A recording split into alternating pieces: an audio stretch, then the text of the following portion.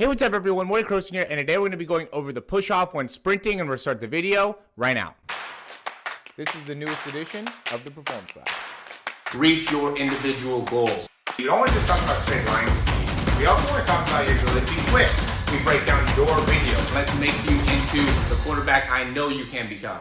Alright, so this is actually a video I filmed a couple days ago. I did the video twice. I've just been having a little bit of audio issues lately. I think that this mic ends up being the most clear option that I have. It was a windy day. It's raining today. We just had all types of weather things going on. The main thing that we're going to be talking about here is, like I said, the push-off. And one of the mistakes that I made as a coach and as a runner myself is really falling into that idea where there isn't a push off, where you really want to be more towing off was the thing that I talked about, and what a lot of other, I think, coaches have talked about when it comes to sprinting. And the issue with the toe off is I think it limits your ability to really maximize the vertical push, right? Being able to get vertical. You see Noah Lyles and Usain Bolt and Marcell Jacobs, and they just all have such a great ability to get vertical when they're sprinting. And I think a big part of that comes from their ability to fully utilize that push. And so what we want to be able to talk about here today is that exact thing, is the push off. And so what happens though is we don't want to end up getting caught, and this is obviously from the video that I filmed. And so what we don't want to end up happening is get caught trying to push off here, right? So that's the common thing, is like, people will get to this position, right? And then they're going to try to push off. So their foot is underneath the hips and then try to push off on the backside. When that happens, you're too late. If you try to push off when you are, even when your foot hits the ground, then it's too late. So what the point of the video here is to show that, like, we want to be getting that toe up, right? So we swing through, we get the toe up into the air, and then right here is all a push. This entire thing is a push. And what made me think about this was a quarterback and, the wrist flick, right? I tell quarterbacks all the time, the wrist flick isn't this. The wrist flick is this whole thing. If you just try to do this and try to push it at the end, then that ruins the throw. It's the same thing with this, is that we can't be thinking that the push off happens here, right? The push off with the toe and with the foot starts here, with your toe all the way up in front. So by the time your foot has hit the ground, you've already done 80% of the push-off probably, okay? And so a good way to be able to replicate this using like a band, okay, to get some resistance, get some pull. You don't have to use the band, but I like it just because it gives you a little bit more of that like forward momentum, right? So I can really lean into the band because it's giving me this backward push so I can stay on balance a little bit more. And essentially what I'm doing with this thing when I'm using it is I'm just getting my toe up and I'm striking and getting my hips all the way through as I strike to make it so it's a full action. Because I see guys all the time, they like strike and they'll keep their hips back behind. So when I see that, when I see guys that are struggling to get their hips in front, what I kind of think is really two things. One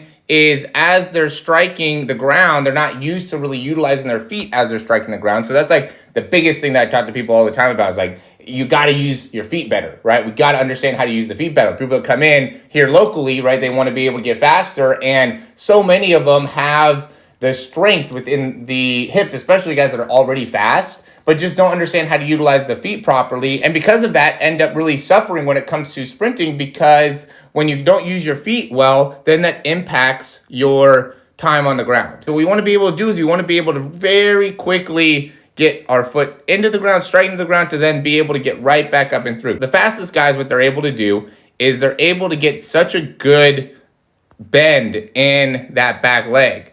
So as their foot is striking the ground, they strike and immediately kind of bend that knee and transition off the ground. So the angle in the shin ends up being a very, very steep angle. As Jacobs is landing, he's here, right? He strikes the ground and then immediately bends that knee. So he's striking the ground with the leg straight. He gets the toe up, gets the knee straight, or somewhat straight, in a good spot, pulls that foot back underneath, and then the first action we see is now bending the knee to make it so now that shin angle is at a very, very steep angle. Yeah, the 30 to 40 degrees is a great place to be. And so now he doesn't get stuck with his foot going here. Instead, he's immediately able to get the foot right up and through. And that's because of when he strikes the ground, he's already striking the ground. So here, now he's just got to get his heel up and then come right through. And it's still a push off the ground. It's just a vertical push off the ground. And it's also a push with the toe. It's a forced push with the toe to really maximize turnover, to really maximize heel lift, to really maximize and minimize the backside mechanics. I think that's an important thing to be able to realize here, especially when you get to top speed, is we want to try to minimize the backside mechanics. We don't want to be too extended back there. The guys that are super extended with their leg in the back are just not as efficient. And that ends up being the name of the game, is how can we be more efficient? How can we be more effective? And a big part of that ends up being striking the ground, the quality of the leg strike, and then being able to very quickly get right back off the ground. That's what makes Marcell Jacobs such a unique guy, is he, lands 0.50 and he's getting the foot off the ground. I mean, he's already off the ground by 6.0. So he's under 0.1 foot contact time. That's a very, very difficult thing to be able to achieve. I know we see that a lot with these elite sprinters, but I know me personally, I have yet to find a video of me being able to do that. So, and I'm working on this all the time. So that just gives you an idea, like, it's not something that you're just going to be able to just do, right? It's something you got to be able to train to do, and a big thing to help you in being able to understand that. And this is something that I even came to the awareness more of in the past probably 10 days or so. And I think it's really made a big difference in really being able to help people in effectively improving that backside. So I hope that makes sense. Sorry that you guys are not able to get the live video here. I wanted to be able to still produce something for you because I think this is very exciting information. I think it's great information. I think it could be very easily applied and effectively applied and can make a big difference in not only your top end speed, but really your start as well. The same type of mechanics apply. It's not done the same in the start. It's a similar idea. Everything is going to be executed in a similar way, where it's like we want to be striking the ground from the toe being all the way up. We don't want to be limited in that toe strike. We don't want to end up having this foot hitting the ground and not getting the toe down, heel up action. We want to be landing as far forward on that foot as possible. We want to be landing as much underneath the hip as possible. If we're landing further back into the foot, and or if we're landing with our foot out in front, too far out in front of the hip, both of those things mean that we're not effectively utilizing the feet and also the hips when it comes to the start, the drive, as well as the top end speed. So thanks for watching, guys. As always, check out some of the things we have in the description down below. I think there's a lot of great information. And as I'm continuing to get better here, as I'm continuing to work hard on not only people in local area to be able to help them with their speed. And right now, that's primarily what I do with teams and groups and individuals, is speed training, right? It started to really, because I mean, all sports need speed, right? Football, baseball, soccer, everybody, you need to be fast. And yeah, it's different types of speed for different sports, but we need to be able to be fast. We need to have a system be able to build speed, and we need to be able to have a way to control the movement in order to make it so you're faster. Because what happens when you train for speed and you just train for speed, then you don't build the foundation for success and for really the prevention of injuries,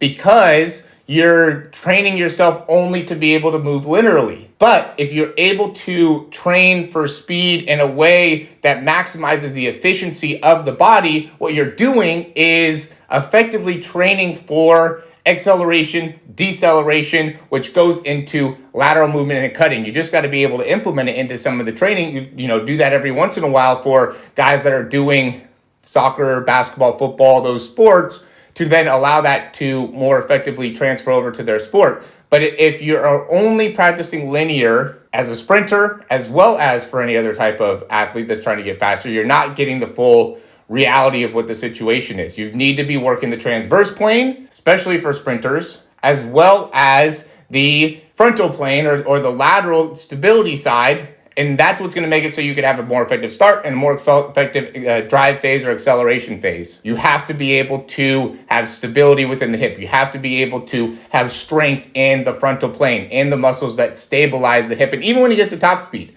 right? You can get away with it a little bit with top speed because you can have some of that momentum and you can compensate with the transverse plane, but you're not going to be able to compensate for that in the start or with the drive phase. So As always, guys, thanks for watching. Check out some of the things we have in the description down below. Looking forward to hearing from you, and we'll talk to you soon.